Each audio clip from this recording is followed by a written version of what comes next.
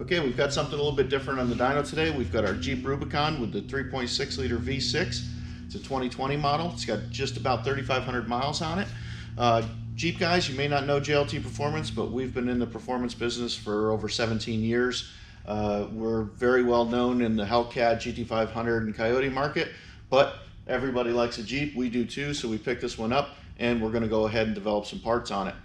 We're going to go ahead and do some dyno testing today. We're going to dyno test in stock. We're going to add our intake. We're going to explain a lot of the differences and why we do things a certain way we do them.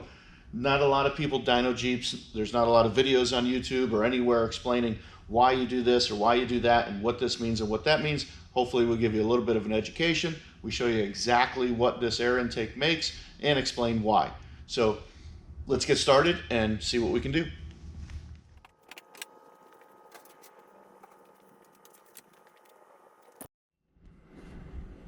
All right, we've got it all strapped down. We've got our laptop plugged in with HP tuners. This is a data logging software, and this is something that is very important. We're going to be monitoring engine coolant temp, intake air temp, and timing. Those are the three important things that you want to make sure that you're doing. Each run needs to be the same. So we need to make sure that we're hitting the throttle at wide open to make the run at the same coolant temp every single time. So we have a perfect apples to apples comparison. Something you're not going to see in a lot of tests is that you're going to see a very hot test versus a very cool test, and you will see a significant horsepower difference between the two.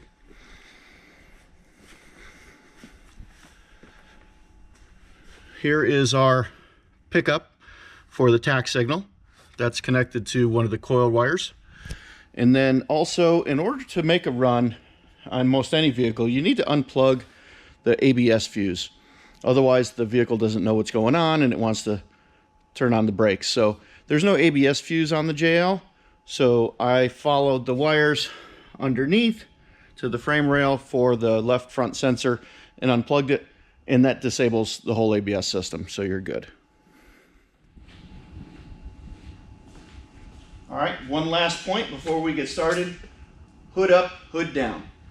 Every dyno test you're going to see online is going to have the hood up. And there's a reason for that. These fans are only strong enough to keep air going across that radiator to keep your coolant temps at bay.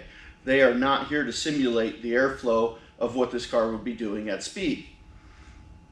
A typical dyno run can be anywhere from start of the run to the end of the run, 50 to 100 plus miles an hour. Depending upon the gearing, could be 150 miles an hour. These fans are not here to simulate that kind of airflow. So in turn, if you were to shut the hood on an open air intake, like we're going to be putting on this, your underhood temps would be far higher than what they would see at speed with the hood down. So having the hood up is really just getting ambient or slightly higher than ambient air to the filter while you're doing the test. There's really no major benefit one way or the other having the hood up. So we'll show you that in a later segment of the video, but this will all be done hood up, and that is the proper way to do it.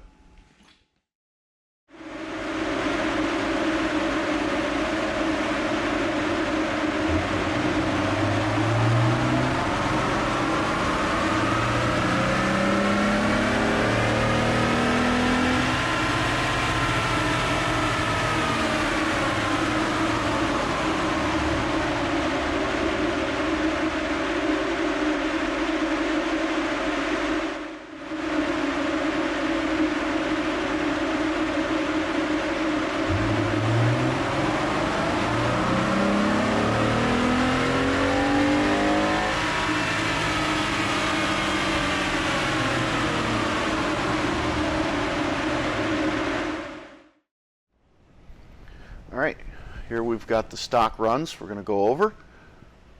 What I like to do is I'll run the vehicle 2, 3, 4 times. I want to get to where it's making its maximum horsepower and then starts to fall off, because whether it's pulling fuel or adding fuel, pulling, timing, here you'll understand here. So first run, you can see it's all over the place. It's sensing knock, it's pulling timing, it's adding fuel. Run number 2 gets a little better. Run number 3 gets even better. and run number 4, you can see now it starts to drop off. So run number 3 is our best stock run. I think we all can agree on that. So that's the green run. Between 3 and 4 are the best runs. Number 3 is the best.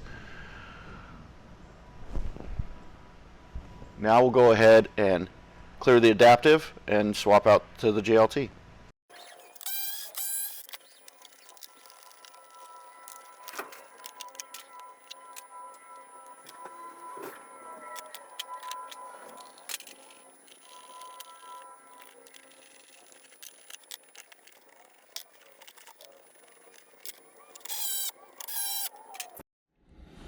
Here's something that nobody explains online. These vehicles have adaptive learning.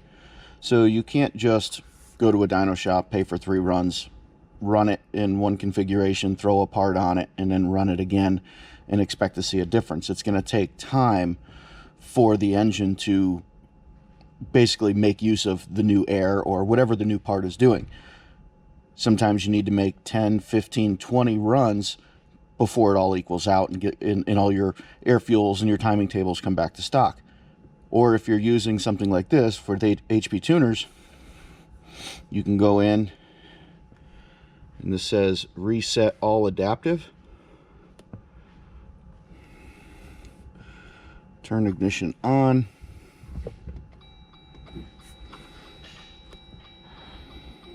So now that has cleared all the adaptive learning in the computer, and it's going to start fresh, and it's going to come to its regular running air fuels and timing tables a lot faster.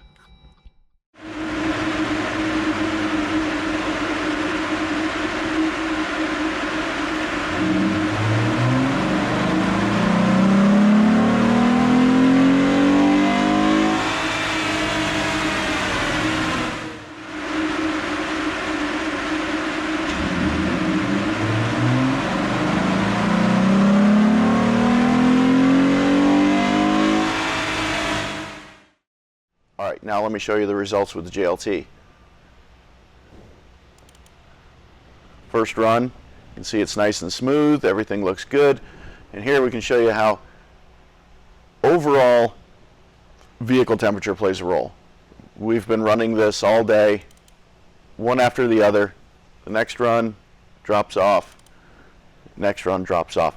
So these dyno fans are not sufficient, obviously. So we're continuing to run the vehicle, a couple of minutes in between the stock box runs and the JLT run with minimal cool down, but just keeping coolant temps at 194 is optimum. That's where it was ran best with the stock box and with the JLT. But repeated runs makes everything hot, so your power suffers. That doesn't happen on the street because you've got more airflow. So let's pick the best JLT and the best stock box run, and you can see we got peak numbers of 217 versus 221 and horsepower, and 216 and 219 torque. You know, you're only looking at 3 and 4 horsepower and torque, but in these upper RPM ranges we're seeing upwards of 4 and 5 horsepower gains, and let's see, torque also 5 foot-pounds of torque as well, and these gains are throughout the RPM range. Now, again, this is the best stock versus the best JLT. Not a lot of people are going to do that. They're going to show you the worst versus the best. But, you know, this is a realistic gain. If the test is done right, this is what you should see. Okay, we're going to make a run through the speeds that you would on the dyno. Showing 53 degrees outside. See if we can possibly watch the temperatures. Stock box.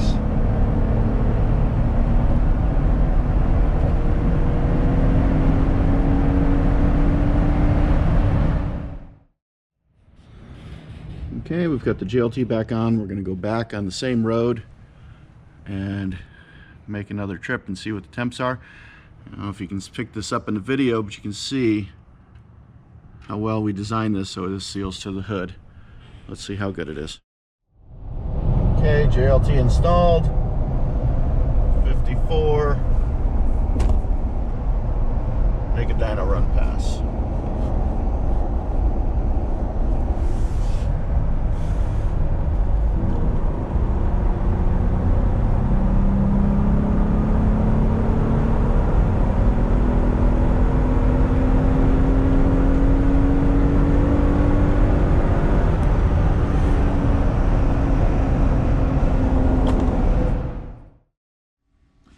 Okay, so what do we hope we learned today? The goal of this video was to show you that air intakes on the Jeep actually do make power. Not a ton of power, but 4 to 5 horsepower is nothing to sneeze at for under $200 for the JLT. If you test it properly and you make sure your temperatures are the same, shut off your adaptive, and you're going to see the power difference. Going to the dyno and just trying to swap parts or comparing against last week's dyno runs, it's not any way to do it. And we know the Jeep guys aren't going to go to the dyno, but we just wanted to be transparent and show you how to properly do things. We also learned a little bit about hood up and hood down dyno testing. Guaranteed this is an argument that's going to go on forever, but hopefully you saw that when we're at speed, when we're on the street and we've got the hood down and we go wide open throttle from 40 to 80 miles an hour, the inlet air temps with the stock box and with the JLT are a couple of degrees above ambient. And that's the way it is. That's why you have the hood up. Hood down, you're just going to have the temperatures go through the roof. So in the end, hope you enjoyed it. Thanks for watching.